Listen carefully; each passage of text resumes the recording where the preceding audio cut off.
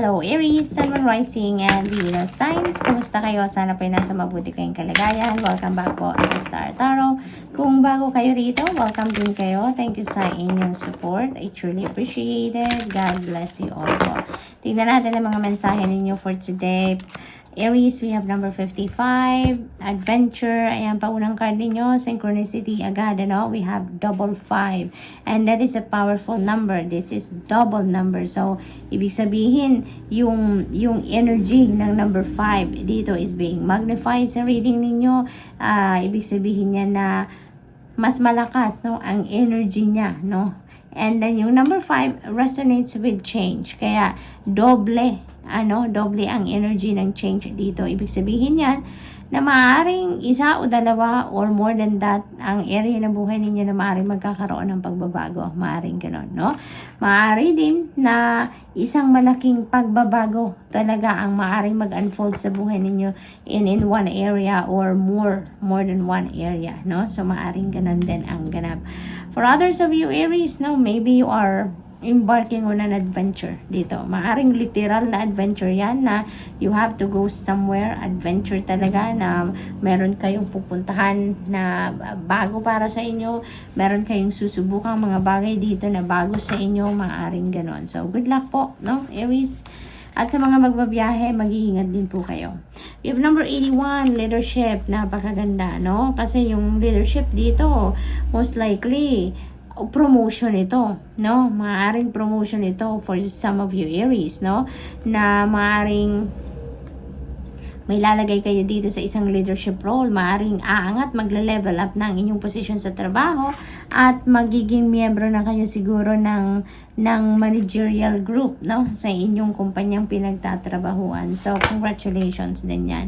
Maaari din ang ang napipick up ko din, no, magiging leader na ikaw ng isang pamilya. So maaring ikaw ay mag-aasawa na, no, maaring ikaw ay magiging tatay na or magiging nanay na, no, or both.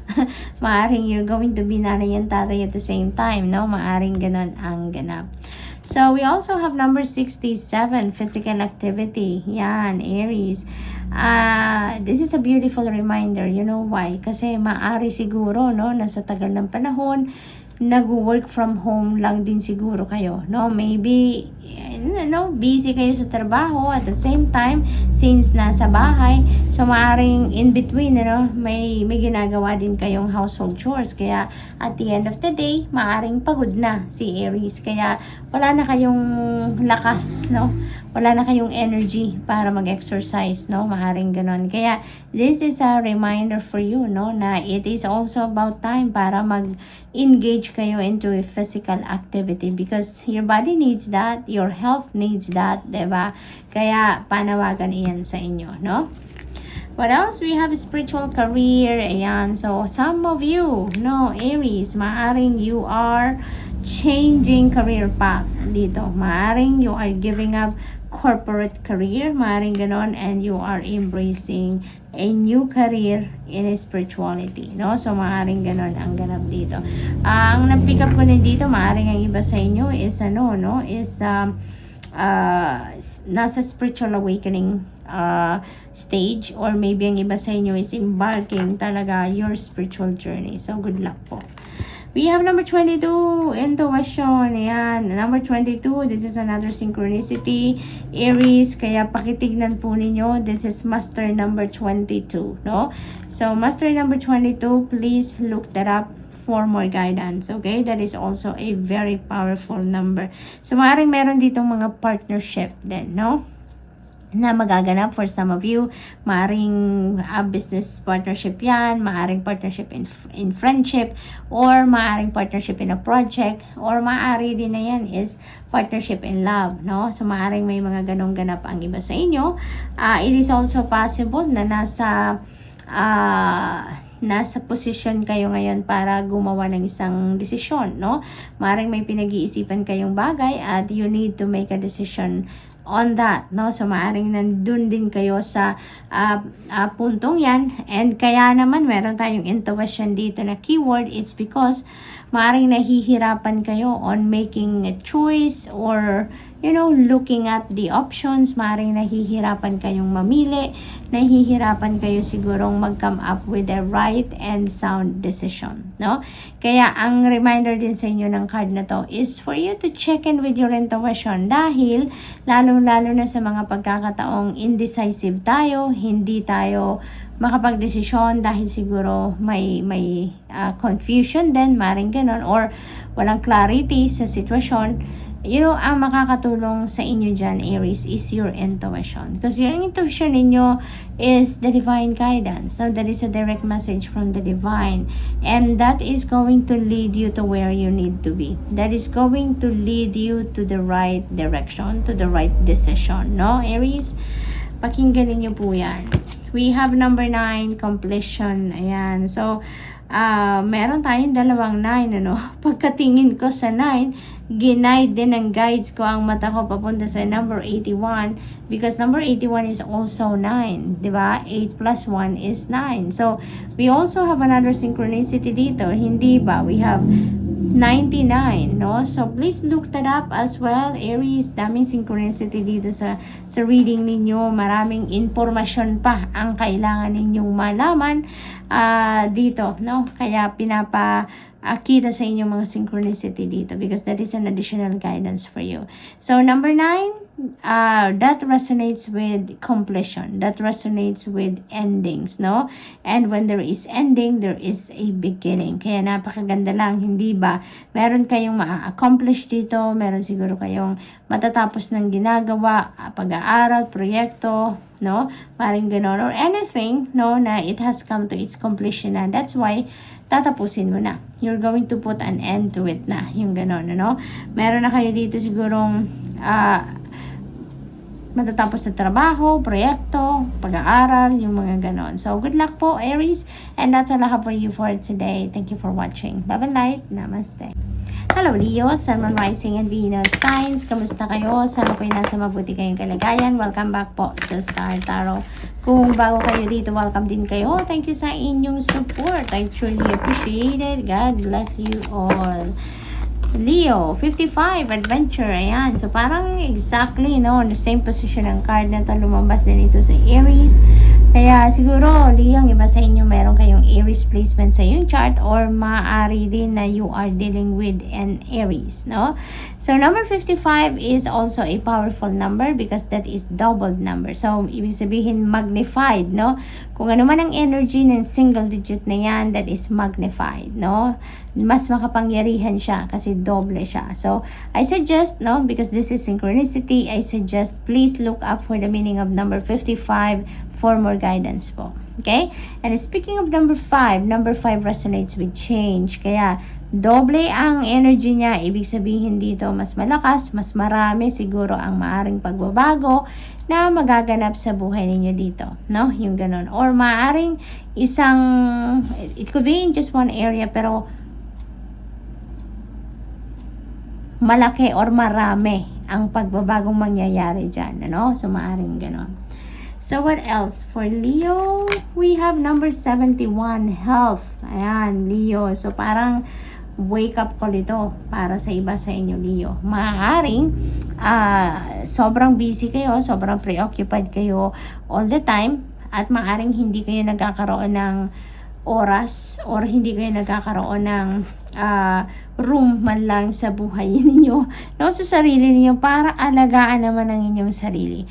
Maybe you are serving to many people, you're taking care of many people and many other things, but yourself, Leo, maaaring ganon. Kaya sa reading na to, lumabas ang health, kasi maaaring pagod na kayo, exhausted na kayo, financially, exhausted din kayo, maaaring ganon, or exhausted kayo physically, mentally, emotionally, spiritually. So, kailangan ninyo dito na mag-recharge, mag-rejuvenate kayo, mag-refill kayo ng inyong cup so that you will be on top of your health, And speaking of financial health, we have number 71, and number 71 becomes 8 kasi 7 plus 1 is 8, and that is about financial success, di ba?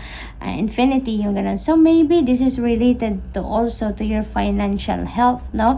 So maaring gaganda ang napipick up ko dito, maaring gaganda dito ngayon ang inyong financial health. Maaring magkakaroon ng healing kung ano man ang pinagdadaanan ninyong financial constraint siguro, or mayroon kayong financial problem, maaring magkakaroon na dito ng healing, no? Yun ang napipick up ko dyan. So that's really a good news.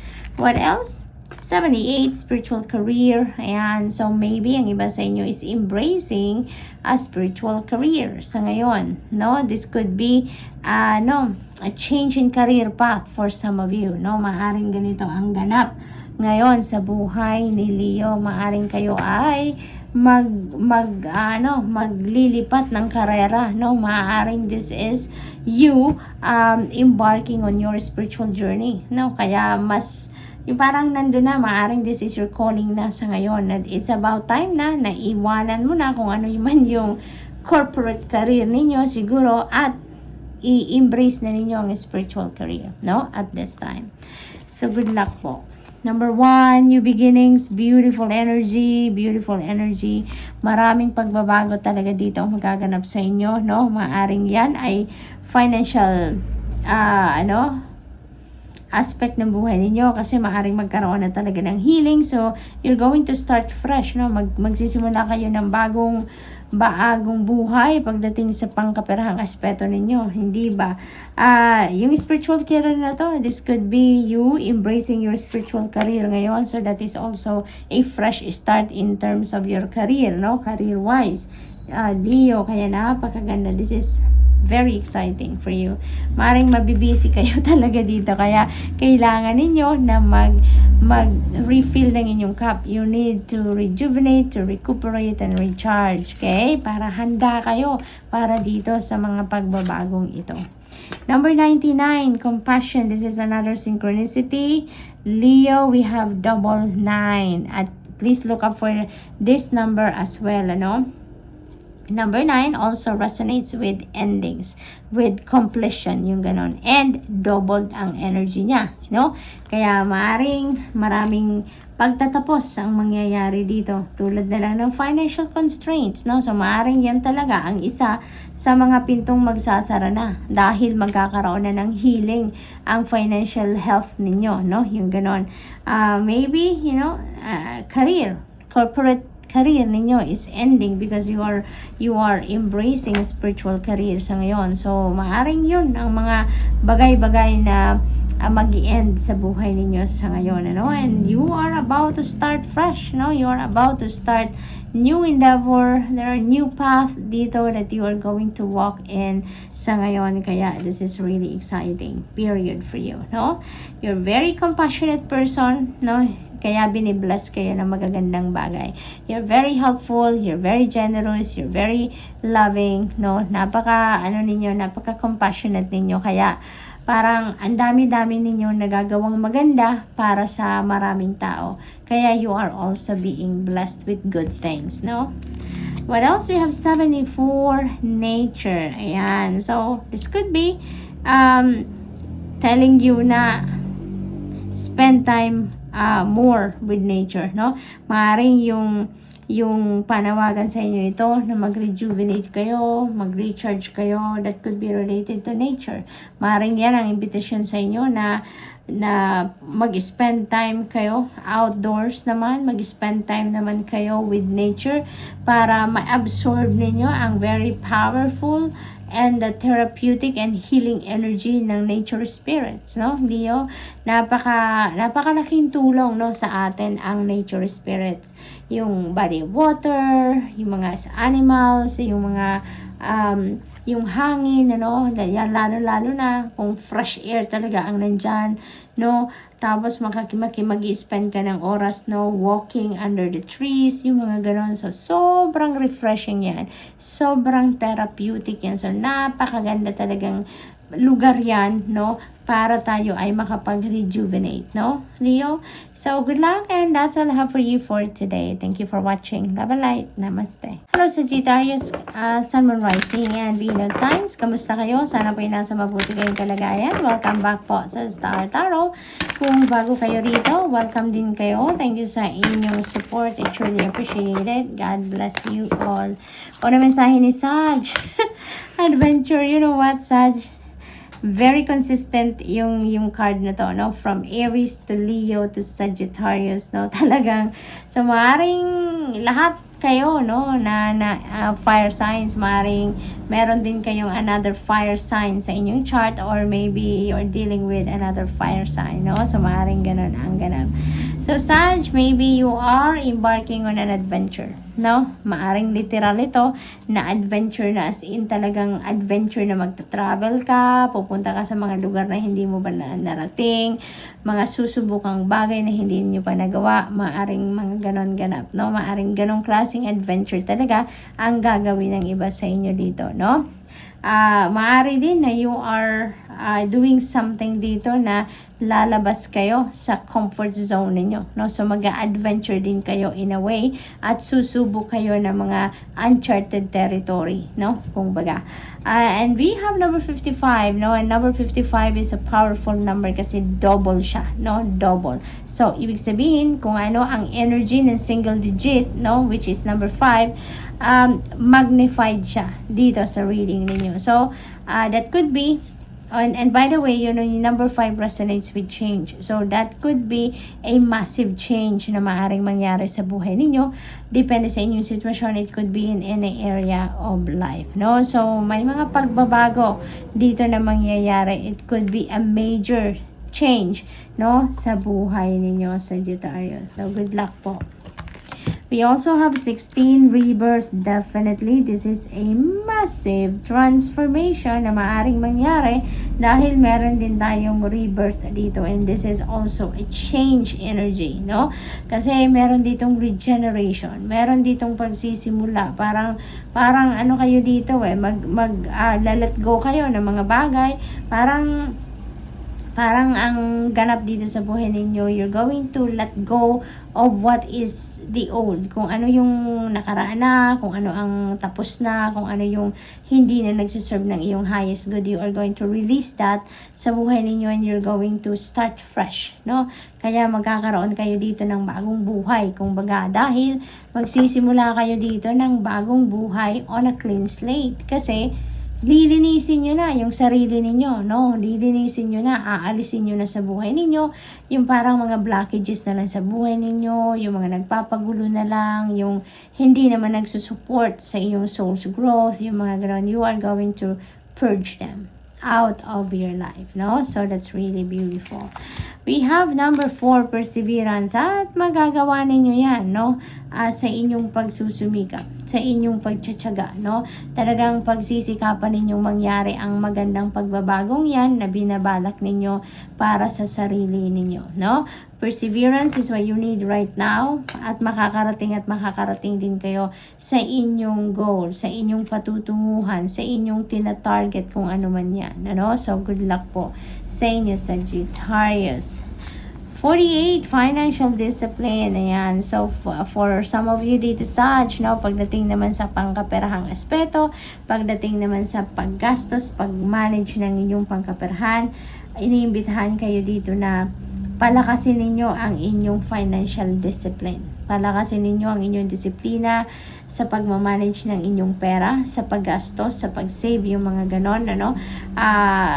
Make sure na sa paggastos ninyo, minomonitor ninyo ang paglabas ng pera versus pagpasok ng pera, saan ninyo nilalagay ang pera, yung mga ganon, paano ninyo minamanage ang pera, 'di ba? Yung parang you make sure na within the budget kayo, make sure na nasa 'di ba, ang iba sa atin may listahan, ano, may listahan, alam niyo na kung saan, kung ano ang mga allocation ninyo for the month, for the week, for a couple of weeks, yung ganon. So make sure na sinusunod natin yon, no, maging disiplinado tayo sa pagsunod ng listahan natin, kung ano ang mga dapat na panggastusan, kung saan dapat magtatabi ng pera, kung para saan, yung mga ganon. Because kayo din naman ang mahihirapan, 'di ba? Kung hindi kayo susunod sa plinano ninyo, 'di ba?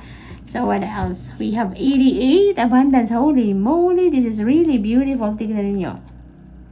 This is another synchronicity dito. So, unang-una, yung 88 is double number then, 'di ba? So that is really beautiful because number 8 resonates with infinity. That resonates with financial success, material success, yung ganon. Kaya doble pa. Kaya sobrang ganda nito kasi talagang maaring meron ditong financial abundance, prosperity, blessings na parating sa inyo sa ngayon. Kaya napakaganda nito. Napakaswerte ninyo ngayon sa usaping pera, no?